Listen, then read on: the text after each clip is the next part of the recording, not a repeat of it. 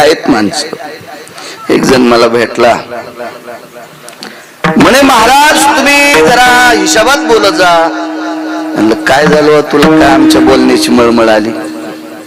नाही म्हणे महाराज, पैसे भरपूर असल्यावर दुःख नसतं. त्याला माहित नव्हतं गिरगावचा बाळ्या किती रगिले म्हणून. म्हणलं पुंगाने, भडव्या, हरामखोरा, नालायका, पैशान सुख भेटत असते? किती पैसेवाले दाखवायचे त्याचे पोरं बुटा हळपून येतात. ज्याच्याकडे दादा 500 एकर जमीन असेल आणि त्याचं पोरग जर एक बुट घेऊन रात्री 1 वाजता येत असेल तर बापाला सुख असेल का? त्याच्या माईला सुख असेल का? पैशानं सुख भेटते? पैशानं रावणाला सुख भेटलं नाही तर तुम्ही आम्हाला भेटायला रिकाम आहे का? ते विडाला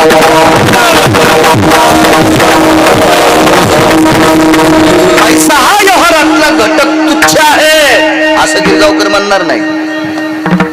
पैसा तर अर्थ नावाचा पुरुषार्थ आहे. देव आणि संत याच्यानंतर जगात कोणती शक्ती असेल तर अर्थ नावाची शक्ती आहे. सोप्या भाषेत सांगेल, रक्ताच्या नात्यातले हरामखोर पाहुणे सुद्धा आपली गरिबी आल्यावर पत्रिका देत नाही. पैशाला किंमत आहे. धनवंता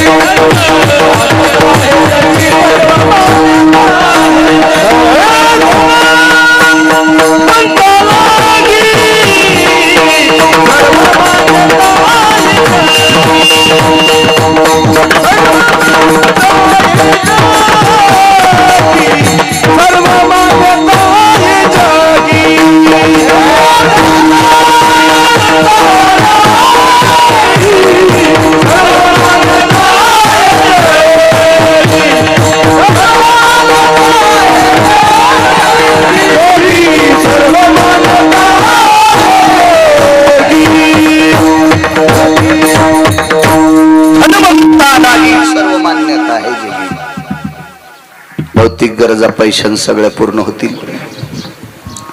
पैशाच्या विरोधात नाही बोलायचं. पैशानं सुख भेटल हे मात्र डोक्यातलं काढून टाका. पैशानं गादी भारीची घेता येईल. एका माणसाकडे गेलो मी, त्यानं सांगितलं महाराज 46 लाख रुपयाची गादी.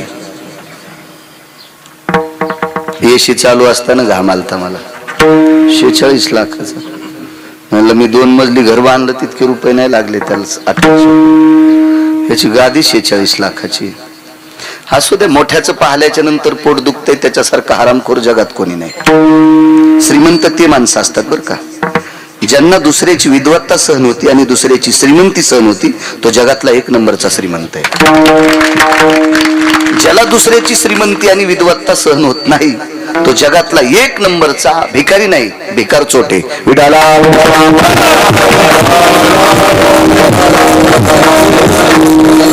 कल्पना करा, कल्याण दादा फिरत असताना तुमच्या एक लक्षात आलं असेल, भिकारी परवडे. भिकारी खूप परवडते. काय नाही, ते तुम्हाला 10-5 रुपये मागते, पण भिकार चोट मायबापाला पण परवडत नाहीत. विडाला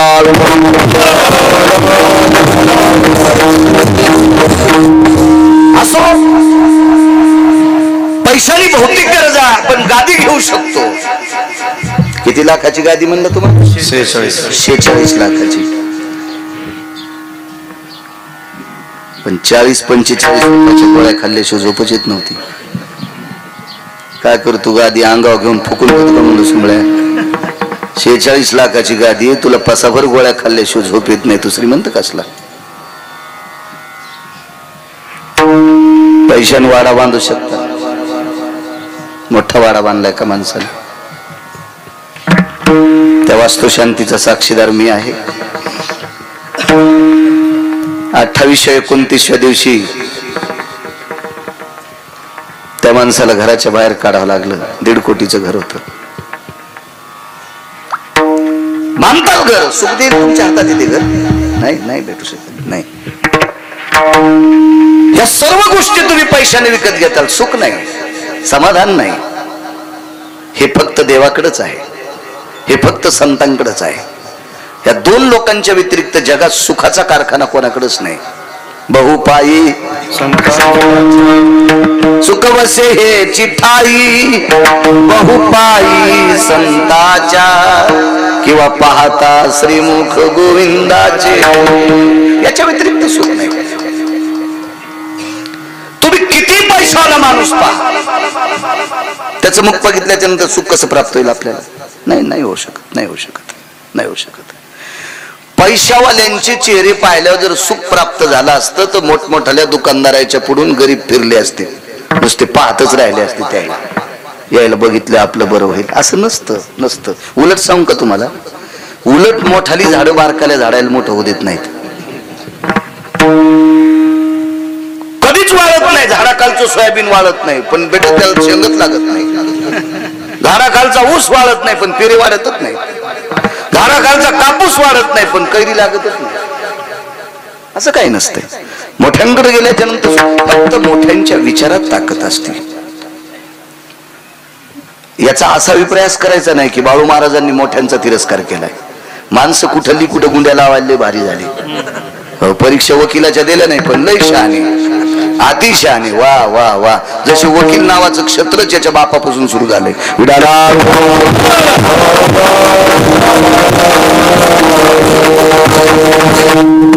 फक्त देवांकडे आणि सुख संतांकडे.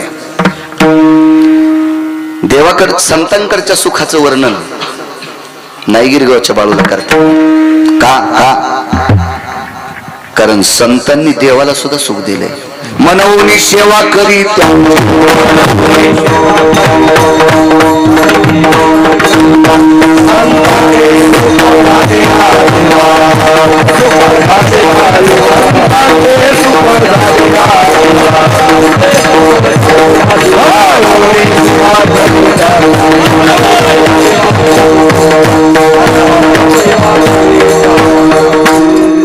संतांचे सुख झाले या देवा मनवनी सेवा करी त्यांची केव्हा या सुखा कारणे देव वेळावला वैकुंठ सोडोनी संत सदनी राहिला. देवाला सुद्धा सुख द्यायची ताकद संत ते आपल्याला का देणार नाहीत? देवाकडे सुद्धा ती ताकद आहे. पाहता श्रीमुख गोविंदाचे बोलेला अभंगावर मोठ्या श्रद्धेने, मोठ्या अट्टासाने, मोठ्या असीम प्रयत्नाने चालत असलेला हा नामयज्ञ, अन्नदानाचा यज्ञ, नामस्मरणाचा यज्ञ. ज्या सप्ताहात विना आहे तिथं नामचिंतन आहे. फक्त इनेकऱ्यानं रामकृष्ण हरी म्हणलं पाहिजे. ते जर गळ्यात इना घेऊन तंबाखू चोळीत असेल तर त्याला कोणतं पाप टाकावं हे देवाला कळणार नाही. त्याच्या गळ्यात इना देणाऱ्या गावाला सुद्धा अर्ध पाप आहे. विठाला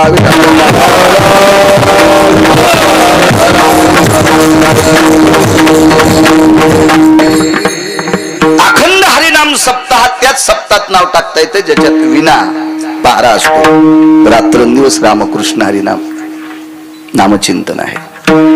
नाना प्रकारच्या वक्त्यांची कीर्तन आहेत, विद्वान लोकांची.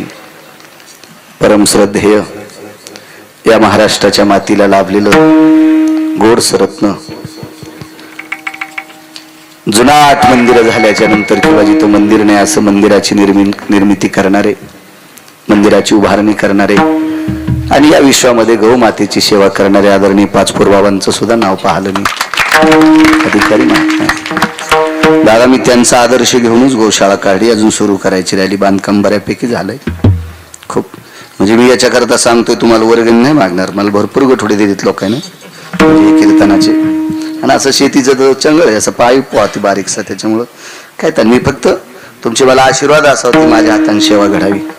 पाचपूर बाबांचा आदर्श घेतला म्हणलं वा आपण लोकांची सेवा करावी. अशा नाना प्रकारच्या विद्वान महात्म्यांचं तुम्ही चिंतन ऐकलं म्हणजे ज्ञानयज्ञ आहे. इना उभा आहे म्हणजे नामयज्ञ. आणि रोजची रोज पंक्ती येत अन्नदान आहे. ह्याच्याकरता अन्नदानाचा सुद्धा यज्ञ आणि परम पावन यज्ञ. अन्नदानाचा यज्ञ कधी ठरू शकतो माहितीये का तुम्हाला? पंक्तीला बसल्याच्या नंतर त्याला उठवायचं नाही.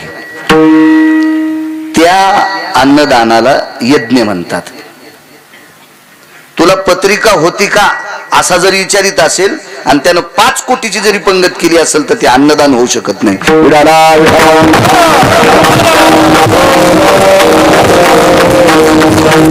भगवान राजुरेश्वराची कृपा, शिवशंकरांची कृपा, अशा परमपावन देवादिदेव भगवंताचं अधिष्ठान ग्रामदैवत मारुतीराय सुंदरसं मंदिर आहे. अशी मंदिरं व्हायला पाहिजे. कारण हे मंदिर बिंडंकी असतात. 1000 वर्ष या मंदिराला आयुष्य असतं. आपण विटा सिमेंटाचं मंदिर करतो, त्याला कालांतरानं मर्यादा असती. हे अमर्यादित मंदिर आहे. गावकऱ्यांनी मोठ्या श्रद्धेने केली. मला वाटतं कलशाचा कार्यक्रम राहिलाय. एका मातोश्रीने 51,000 रुपये दिलेत. वा, मोगाचं वाक्य काय खोटं बोललो मी. धनवंता लागी सर्व मान्यता आहे जगी. पैसा जर चांगल्या ठिकाणी खर्चिला तर मान्यता आहेच ना. आमच्या मित्राचा मुलगा, त्याचा बाप चांगला आहे, पोरगा हरामखोर निघलं भडवं. एखाद्या वेळेस होतं साखरेच्या पोत्यात मुंगळे घुसतच असतं. अवघड असतं, त्याला नाईलाज असतो ना. आणि मग साखरेच्या पोत्यात गेलेला मुंगळा दादा किती साखर खाईन, संडासला किती बऱ्या जाईल त्याला आठवण. कारण खाल लिमिट नाही, संडासला लिमिट नाही, असं असतं. बाप चांगला होता म्हणून तर मी त्याला मित्र केलं. नाही मी भंगीरायला मित्र का चल करू. माझ्या गोळ्या संपल्यात का कोणाला मित्र म्हणायला. चांगला बाप होता बिचाराचा. पण बापान प्रॉपर्टी कमी लिहिली. 60-70 लाख रुपये मलेशियात वाढदिवसाला खर्चिले. काय तिथं का महादेवाचं मंदिर होतं का, पांडुरंगाचं मंदिर होतं का, जगदंबेचं मंदिर होतं का, गणपतीचं मंदिर होतं. काय केलं आपण, त्याला काय केलं हे विचारल्याच्या नंतर त्याच्यातल्या पापातले 2-3% आपण पण वाटेकरी असतो. म्हणून नालायक गोष्ट ऐकायची नाही. वाईट पाहू नका, वाईट ऐकू नका, वाईट बोलू नका. महात्मा गांधीजींचे 3 बंदर म्हणायचे. बुरा मत सुनो, बुरा मत देखो, बुरा मत बोलो. काय करायचं पंचाटाचं ऐकून. मला सांगा, त्यानं किती जरी लाख रुपये, एखादा कोटी जरी खर्चिले असतील तर त्याला मोठेपण नाही म्हणता येत, त्याला श्रीमंत म्हणता येत नाही. तो आरामखोरपणा आहे, तो हलकटपणा आहे. तुमच्याकडे तूप फार झाला असेल ना, इकायची लाज वाटत असेल तर वाटा. इकायची लाज वाटत असेल तर वानवळा द्या कोणाला. आणि तुम्हाला आवडतच नसेल दुसऱ्यानं तूप खाल्लेलं तर अग्नीत टाका ना. पण एक जणांना वाळूत टाकलं, वाळूत वाळूत वाळूत. पहा किती भंगिरी आवलाद. अशा पण आवलाद येत बरं का, अशा पण. ते पुण्य होऊ शकत नाही ना. काही नियम असतात, नियम असतात. देवानं आपल्याकडे श्रीमंती. अहो म्हणायचं कोणाला श्रीमंत, म्हणायला कोणाला विद्वान. ज्यानं फार गाडीभर पुस्तकं वाचून एखादं मोठं शैक्षणिक पद कमवलं म्हणजे तो विद्वान असतो का? नाही. भरपूर पैसे थप्प्याची थप्प्या लावल्या म्हणजे तो श्रीमंत असतो का? नाही. श्रीमंत आणि विद्वान 2 लोकांना म्हणत असतात. विश्वाच्या मालकानं दिलेल्या बुद्धीचा वापर जगातली स्त्री पाहत असताना करायचा. तो विद्वान माझा रयतेचा राजा छत्रपती शिवाजी महाराज. अरे काळ्या रात्री चमकत होत जिच्या रूपाचं ऊन, अशी देखणी होती एका मुस्लिमाची. अरे तिला पाहून आई म्हणाला राजा तो शिलवान, आनंदाने नांदत होती हिंदू मुसलमान. फार पुस्तकं वाचले, कोणाला म्हणायचं विद्वान. बापानं जिच्याशी लग्न लावून दिलं ती जर स्त्री सोडून दिली तर जगातल्या प्रत्येक स्त्रीला माय म्हण. पराविया नारी रखुमाये समान, मानिलिया धन काय वेचे. परस्त्रीला जर रुखमाई म्हणत असेल पत्नी सोडून तर त्याला म्हणायचं विद्वान, त्याला म्हणायचं विद्वान. नीतीचं सूत्र ज्याच्या लक्षात येते, अर्थ कुठं खर्चावा कुठं खर्चू नये हे ज्याला कळतंय त्याला श्रीमंत म्हणतात. बाकीचे नाही. हे बाकीचे असं समजायचे कमी पाण्यातले मासे, पाणी कवा आटन कधी मरतील, यायला कवा बगळे घेऊन जातील त्याचा मिळत नसतो. विडाला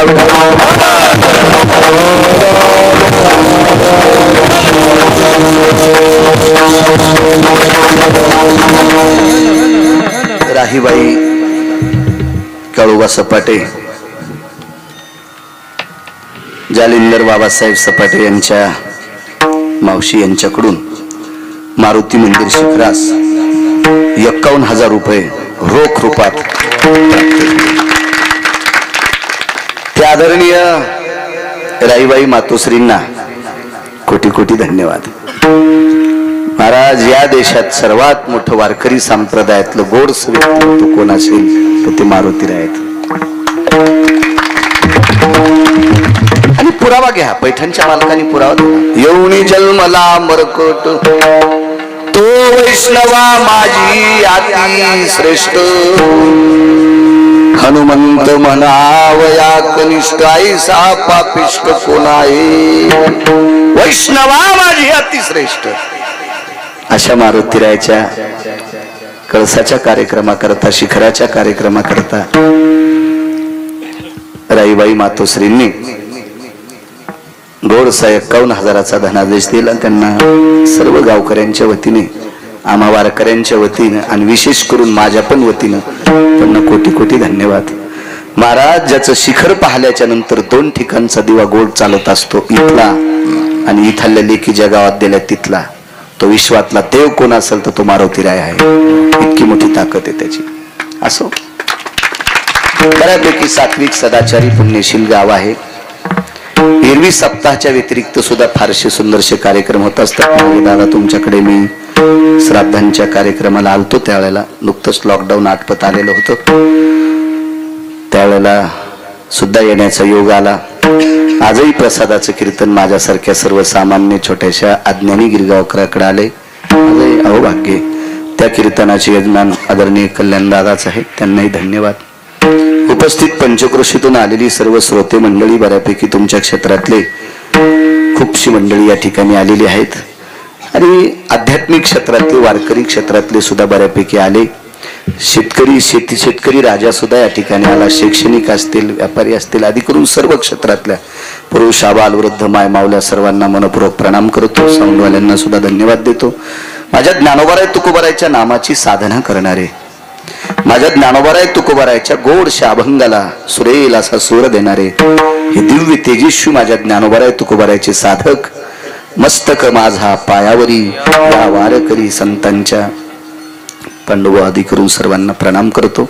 दोन्ही मृदंगाचार्य बसवण्याचं एकच कारण होतं की मी खाली बसणार होतो, जागा थोडी खालीवरी असल्यामुळे सगळ्यांना दिसतंय म्हणून तुम्हाला खाली बसले, याबद्दल क्षमा असावी. बरं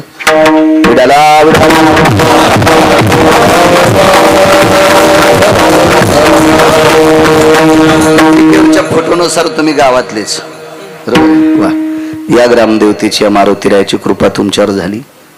मृदंग क्षेत्रामध्ये नाव कमिलं, ग्रामदेवतेची कृपा असते. बाळा किती जरी वाचिले असेल, किती पुस्तकं वाचिले असतील, महाराष्ट्रात फिरत असेल, 2 आशीर्वाद, एक बापदाद्याचा आशीर्वाद आहे आणि मला दुसरा ग्रामदेवतेचा आशीर्वाद आहे. तुम्ही मृदंग क्षेत्रात सबाडे महाराज मोठे झाले, तुमच्या बापदाद्यांचा आशीर्वाद आणि मारुतीरायाचा आशीर्वाद. आता काय लय लोक डिजिटल बोर्ड छापालेत, कोण भूत पाहिलं दादा त्याच्याकडे, कोण पाहतं. चला, उपस्थित महाराज तुम्हाला सुद्धा प्रणाम करतो आणि अभंगावर येतो. दुःखाची निवृत्ती, सुखाचे ते सुख पाहता श्रीमुख गोविंदाचे. तर ब्रह्मांडाच्या मालकाचं मुख बघितलं की दुःख जातं. काय रूपात ताकद असेल होत्या, कसलं रूप असेल ते, काय रूप असेल, काय रूप असेल. कासवीच्या पिलांना आईच्या रूपातून, तिच्या डोळ्यातून, तिच्या चेहऱ्यातून जेवायला मिळते.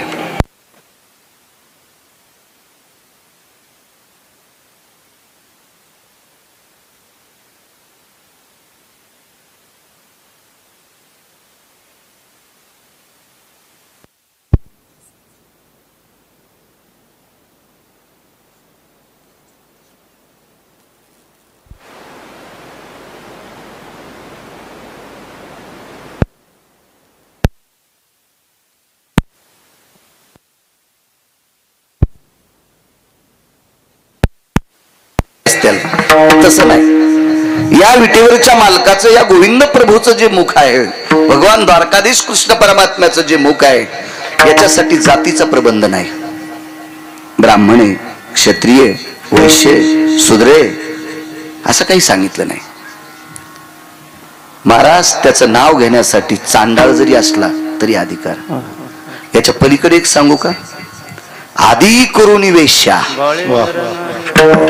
आधी करुणी वेश्या, वेश्येला सुद्धा त्याचं भजन करायचा अधिकार आहे. वेश्येला सुद्धा त्याचा चेहरा पाहण्याचा, त्याच्या दर्शनाचा अधिकार आहे. बाकीच्यांनी कशाला डोकं लावायचं. काही